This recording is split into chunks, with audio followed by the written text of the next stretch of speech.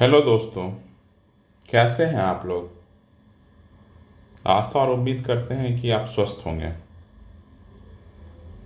बहुत सारे ऐसे मेरे मित्र हैं जो बोल रहे थे कि अभी तक उन्होंने प्रिपरेशन शुरू नहीं किया है 70th बीपीएससी का, मतलब फुल फ्लेज्ड नहीं लगे हैं। अब अब इतने कम समय में क्या वो सेलेक्ट हो सकते हैं। मतलब बेसिकली कॉन्फिडेंस की कमी है और कुछ नहीं। ये क्वेश्चन अपने आप में बता रहा है कि वो कॉन्फिडेंस की कमी के कारण ही क्वेश्चन पूछा गया है। और इसके अलावा इसमें कोई भी, इस क्वेश्चन में कोई भी जान नहीं है। तो आज इन्हीं सब तथ्यों पे बात करने के लिए ये वीडियो बना रहा हूँ। तो जो भी ये वीडियो देख रहे हो पूरा देखें, अन्यथा अभी स्किप कर दें, क्योंकि 30 सेकंड में तो कुछ होना नहीं है। चलिए, और एक मेरा टेलीग्राम चैनल है, उस पर इसी चैनल के नाम से एक टेलीग्राम चैनल है, आप उसको भी ज्वाइन कर सकते हैं इफ़ यू वांट। चलिए, तो कुल मिलाकर बात यह है, जो भी ये हमसे क्वेश्चन पूछें कि उनका क्या हम 71st के लिए प्रिपरेशन करें, या बहुत सारे वीडियो मार्केट में आ गया है यूट्यूब पे कि 71st का प्रिपरेशन करें। मेरा सिर्फ उन्हीं को सजेशन है 71st का प्रिपरेशन करें, 71st बीपीएससी का, जिनका ग्रेजुएशन अभी तक कंप्लीट नहीं हुआ है। सिर्फ और सिर्फ उनको, और किन्हीं को नहीं मेरा एडवाइस है। अगर आपकी एक एक चीज़ की तैयारी है, या तैयारी कर रहे हैं, या आपका ग्रेजुएशन हो गया है, या आधे अधूरे तैयारी में है, आपको भी पेपर इस पर भरना है और अपने पूरे जी जान से देना है पेपर। क्योंकि जो अगले 6 महीने आप पढ़िएगा वो अपने आप में अद्वितीय होगा, और अगर नहीं होता इस साल तो आपको अगले साल के लिए बेस तैयार करके रख देगा। अगर इस बार नहीं दीजिएगा तो यही चीज़ नेक्स्ट बार भी आएगा। अभी भी कुछ नहीं गया है। तो तैयारी शुरू करने का, जो लोग एकदम नेशेंट स्टेज में हैं, जिन्होंने तैयारी शुरू नहीं की है, या बहुत ही प्राइमरी, तो वो सिर्फ प्रीलिम्स की तैयारी करें, सिर्फ प्रीलिम्स का प्रिपरेशन करें। कोई मेंस का कुछ भी नहीं, मेंस का छूना भी नहीं है। जब प्रीलिम्स हो जाएगा उसके बाद इस पर हम लोग बात करेंगे। और जिनका एक बार सिलेबस कंप्लीट हुआ है वो कुछ भी कर सकते हैं, वो प्रीलिम्स का भी कर सकते हैं और मेंस का। अभी सिर्फ हम उनके लिए बात कर रहे हैं जिनका कॉन्फिडेंस हिला हुआ है, जिनको लगता है कि उनका नहीं होगा, सिर्फ उनके बारे में बात कर रहे हैं। और जिनका प्रीलिम्स, जिनको लगता है कि उनकी प्रीलिम्स तैयार है, तो मैं उनके लिए डे वाइज हर दिन शेड्यूल लेकर आ रहा हूँ। आप उसको ज़रूर फॉलो करें और आपका अच्छा सिलेबस तैयार होगा। प्रीलिम्स प्लस मेंस की वो प्रिपरेशन चल रहा है, उसमें प्रीलिम्स प्लस मेंस का आप उस स्ट्रैटी से चलेंगे तो आप एक अच्छा, एक अपने आप को एक अच्छे पोजीशन में पाएंगे आफ्टर द 40 डेज। तो जिनका एक कॉन्फिडेंस नहीं है या अंडर कॉन्फिडेंस है, जो अंडर कॉन्फिडेंस है उनको क्या करना चाहिए? उनको सबसे पहले करना चाहिए, जिनका भी अंडर कॉन्फिडेंस है, अपने आप का और कॉन्फिडेंस डाउन कीजिए। तो उसके लिए क्या करना है कि 69 से लेकर 64 बीपीएससी का बैक से चलना है। पेपर, प्रीलिम्स का पेपर 1 गो में देना है। मतलब अभी 69 का पेपर उठाएं तो जितने देर में ये पेपर कंप्लीट नहीं होगा तब तक मुझे उठना नहीं है टेबल से। 1 गो मतलब ये होता है। और फिर देखना है, मिलाना है कि कितने मेरे, मान लो 150 में 72 नंबर आए, 150, उसमें करंट अफेयर का सेक्शन को अलग से काउंट कीजिएगा कि इतने करंट अफेयर का क्वेश्चन था, इतने स्टैटिक था। तो स्टैटिक आई थिंक 120 के आसपास होगा। मान लीजिए 60 आउट ऑफ 120 आपका सही हुआ, 30 मान लेते हैं हर में करंट अफेयर है। तो अब यहाँ से अपने कंडीशन को और इस तरह से करते हुए 69, 68, 67, आपको कहाँ तक आना? 64 तक आना है। और आपको अब मिला लेना है कि हिस्ट्री में कितना, हिस्ट्री में भी एनिशिएंट, मिडेबल, ऐसे हिस्ट्री में एनिशिएंट, मिडेबल और मॉडर्न,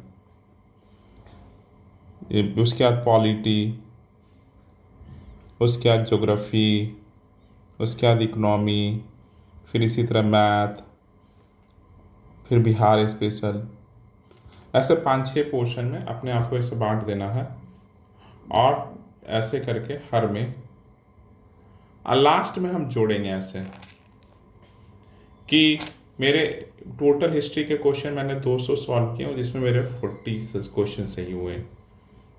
कोई भी एक रैंडम नंबर है, वाई नंबर, इसमें मान लो 60 क्वेश्चन था या 70 क्वेश्चन था, इसमें वाई सही हुआ।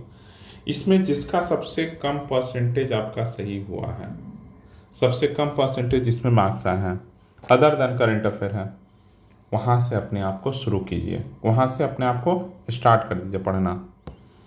अब जैसे मान लीजिए जैसे पॉलिटी में आपके सबसे कम आए हैं तो पॉलिटी शुरू कीजिए, या हिस्ट्री में हिस्ट्री कीजिए। तो इस तरह से आपकी तैयारी स्टार्ट हो जाएगी, क्योंकि आपको पता है कि और सब में बराबर है। मान लीजिए सब में 1-2% का कम ज़्यादा है, ये भी हो सकता है, तो आप हिस्ट्री से शुरू कीजिए। फिर हम क्या देखेंगे, जिससे सबसे ज़्यादा क्वेश्चन आता है, history, then science, then polity, then geography, then economy और देन बिहार स्पेशल। ये हमारा ऑर्डर रहेगा। तो इस ऑर्डर में तैयारी शुरू करना है। और जो लोग भी फिर इसी के साथ आपको क्या करना है, पढ़ना है और साथ में आपको सेट भी लगाना है। जो चैप्टर पढ़, इसके लिए आप घटना चक्र यूज कर सकते हैं। घटना चक्र का वो चैप्टर का क्वेश्चन लगाइए और फिर सेट पेपर हर तीसरे दिन एक सेट पेपर दीजिए, सेट पेपर दीजिए।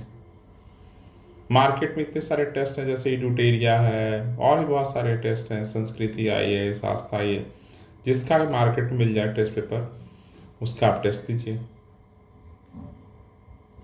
तो अभी भी तैयारी बहुत हो सकता है, सिर्फ आपको अपने कॉन्फिडेंस को रीजनरेट करना है, रिबूट करना है, फिर से रिस्टोर करना है कि नहीं मैं कर सकती हूँ या कर सकता हूँ।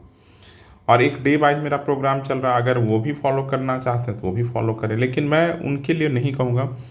वो वाला पार्ट आप कर सकते हैं, लेकिन उसमें जो मेंस वाला पार्ट है वो जो नहीं करेंगे। आप अपने आप को सिर्फ और सिर्फ प्रीलिम्स पे फोकस रखेंगे, क्योंकि प्रीलिम्स में ही पूरा वो है, प्रीलिम्स में ही पूरा गेम है, क्योंकि आपका कॉन्फिडेंस डाउन है ना। जैसे वहाँ बहुत सारा क्वेश्चन आएगा, जैसे मनी बिल के बारे में अगर पूछ दिया जाए कि मनी बिल क्या है, तो क्या बता पाएंगे? अगर 1-2 स्टेटमेंट रहेगा तो पढ़े हैं ढंग से कि नहीं, ये बड़ी बात है।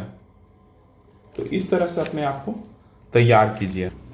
जैसे आपसे पूछ दिया जाए कि फर्स्ट वुमेन CEC कौन है, फर्स्ट वुमेन या फीमेल चीफ इलेक्शन कमीशन कौन, तो बता पाएंगे? या फर्स्ट LOP कौन है, LOP किस एक्ट से आया, स्टैट्यूटरी बॉडी है, क्या है, बता पाइएगा क्या? LOP कब इंट्रोड्यूस हुआ लोकसभा में, बता पाइएगा क्या? तो इस तरह से बहुत सारा चीज़ है, धीरे धीरे रिजनरेट करना होगा ना। ऐसे तो नहीं होगा कि एक ही दिन में सब चीज़ हो जाएगा। और ये सब पार्ट शेड्यूल, ये सब तो आर्टिकल 3, ये सब जो मेजर चीज़ है वो जरूर देख लीजिए। यूनियन टेरिटरी, तो जब पॉलिटी करेंगे तो डेली क्वेश्चन लगाइएगा। आपको क्या सारा SDG गोल याद है? बहुत आसान है।